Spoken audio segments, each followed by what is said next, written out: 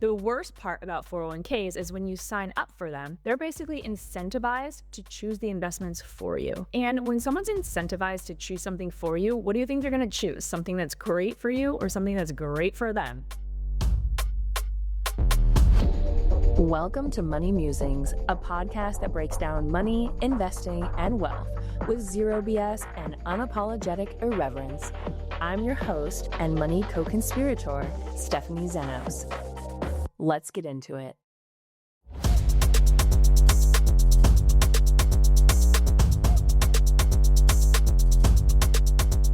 This week, I helped one of my best friends set up her 401k, and I was reminded of all of the reasons why 401ks make me a little crazy. And so I wanted to come on here and talk about it because I think it's really important. And first of all, if you have any old 401ks sitting around from previous employers, take this as your sign that it is time to roll those over. You have got to do it. And I'm going to give you all of the reasons why. Basically, I'm going to give you all the reasons why I think some 401ks suck and how we can make the best of what we've got.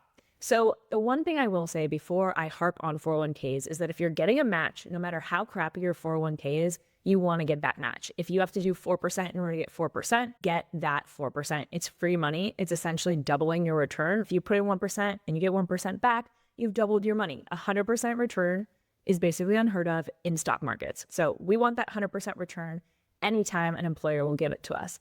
That being said, most 401k plans kind of suck. And the smaller your company, the more likely it is that you have a sucky 401k. Now, some other reasons why 401ks suck. They can suck because they have high fees. Sometimes just for having the account, we're paying somewhere around the fee of 1%. So I actually looked this up just to see what average 401ks are as of now. And I got a range of between 0.5% and 2% annually, with an all-in average cited from around 1%. Depending on the plan size. So that includes investment expense ratios, administration fees, and advisor fees if there is an advisor for the account. And generally smaller plans, like if they have less than 5 million in assets, because it's a small-ish company, have higher fees, so higher than 1% average. So that kind of sucks. So this is one of the reasons why I say as soon as you leave your employer, like the next day, roll over your old 401k or 403b into an IRA. IRAs usually have lower fees, sometimes 0 fees in terms of just having the account. So if you go open your own account, then you might get 0 fees, especially if you sign up for something like electronic bank statements. So yeah, it's really, really easy to take advantage of that. And there's a whole host of other reasons why once you leave a company, you want to roll over your old 401k. But basically, if you have the choice between managing your money in a 401k from a previous employer or your own IRA, you should choose your own IRA. So a couple other reasons why your own IRA, or what I like to call your forever IRA, is better than your previous employer's 401k. Now, obviously, we're not talking about your current employers because you can't roll over your current employer 401k. You get what you get. And in that case, that's when we're saying make the most of it by getting the match and then potentially invest elsewhere, like in your own IRA. Okay, so back to the previous employer 401k. So 401ks in general give you some subset of investing options. Whatever your administrator decides with the plan provider, they're usually paying some kind of fee for offering you that plan. And the bigger the company, the lower the fees per person, and generally the better investment options. But you still get a small subset of options compared to what you could invest in if you had your own IRA. So with a 401k, maybe you have a list of like 20 funds or something like that. And they're going to assume, of course, that you're going to be able to choose your investments. No, of course not. The worst part about 401ks is when you sign up for them, they're basically incentivized to choose the investments for you. And when someone's incentivized to choose something for you, what do you think they're going to choose? Something that's great for you or something that's great for them? So when I went through this 401k setup with my friend this week, it was so obvious to me that these setups are not created to actually help you choose the best investments. They're created to help you choose investments that will benefit the plan provider. So it asked a bunch of questions like around risk tolerance. First of all, if you have no investing knowledge and someone asks you about risk tolerance, it's going to be very hard for you to actually answer that question appropriately. So maybe it'll say something like, which would be worse? Would you prefer to not get as high of a return or lose more money when the market was down? Who's going to know how to answer that question? Truly. I mean, your average person, not at all. So they asked a series of questions. Would you say that your risk tolerance is moderate, high, or low? Well, first of all, what the heck are you talking about? What does it mean when you ask me about my risk tolerance? None of that information is provided. And then they ask about your age, and then they spit out a random mix of funds. They're like, okay, great. You should have 66% of your money in bonds. My friend is like 40 years old. There's no way she should have 60% of her money in bonds. And of course, the bonds that they chose and the funds that they chose had high fees. And guess what? When we looked at those funds were underperforming their index fund counterparts. So you're going to be paying a higher fee for the fund and you're going to be getting less of a return. These are the reasons why 401ks drive me crazy.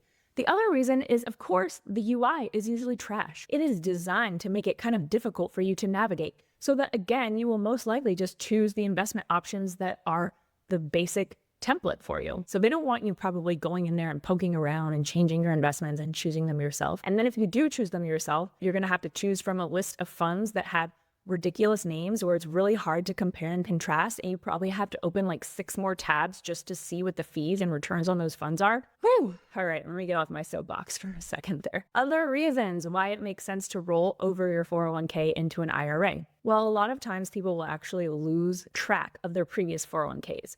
So what can happen is, let's say you had a 401k with a random company, let's say Vanguard, but then your previous employer decided to move it to Fidelity.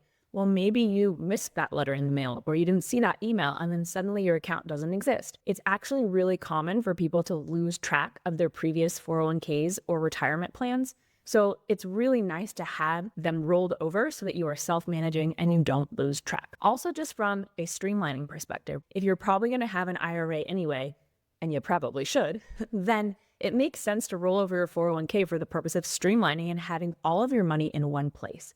It makes it a lot easier. So for me, the best case scenario would be if I have an employer that offers a 401k and offers a match, I put in whatever is required to get the match, and then maybe I start investing in my IRA with the rest of the money. Now, obviously, you can only invest so much in an IRA. So if you want to invest even more, then you have to either go back and put more money in your 401k or have something like a brokerage account where there are no rules and you can put as much as you want in there and invest it in whatever you want. So those are some of the reasons. And I was, like I said, reminded of just how crazy these 401k plans can be. But trust me, if you are someone who has previous 401ks, previous 403bs, TSPs, any other employer plans, it makes sense to at least assess how good that plan is and decide if it makes sense to roll it over into an IRA. The answer is probably yes, and you'll probably be able to have better investments for lower fees in your own IRA, and then you have more flexibility of taking money out eventually and having more control over your account. So it really does make sense to kind of assess that situation and see if it's right for you. Now, I would be remiss if I didn't go back and harp on fees a little bit more. So just in case you're listening to this and saying, but Stephanie, 1% doesn't sound like a very high fee, I get to then keep 99%. Well, that is not how investment fees work.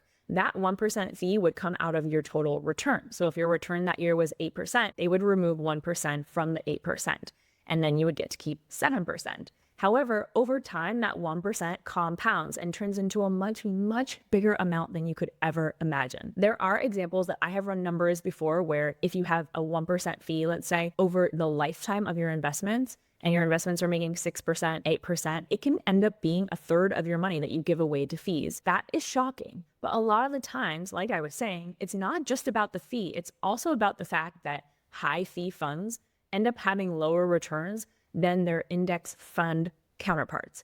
So let's say you have the option to invest in either a large cap S&P 500 index fund, so you're getting the top 500 companies in the US market, or some other large cap fund that is managed by a firm. So they're choosing which companies go inside and they're charging you 1% for that.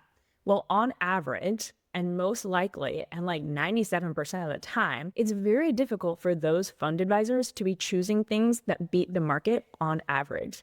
And so over time, especially, the odds are not in their favor. It gets worse and worse as you look at like 1 year, 5 year, 10-year returns. So you would be much better off choosing the index fund version, getting the average return of the market instead of trying to have a random person beat the market in a fund, paying a higher fee and having a lower return. It's a double negative. So in most cases, that's why choosing the index fund option is a nice, easy one. And in 401ks, we don't always get to choose. And if you go through the self-selection process, maybe you'll get lucky and choose good things. But if you don't go through that and you do like the automated process, you're probably going to get a mix of funds that do have higher fees and lower returns.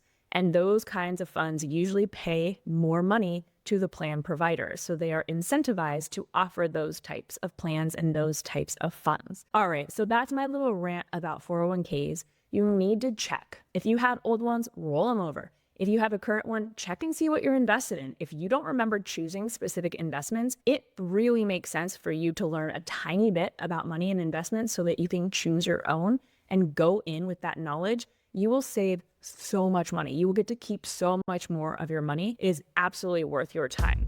Thanks for allowing me to be part of your money journey. If you heard something that made you think in a new way or expanded your views about money today, please be sure to like, subscribe, and leave me a cute little note in the form of a review. See you next time. As always, a quick but important reminder that everything I share here is solely for the purpose of your entertainment, education, and inspiration. Nothing in this podcast should be taken as personal financial, legal, or investment advice. Everyone's financial situation is wildly different, and that's why it's so important that you do your own research and decide what's right for you.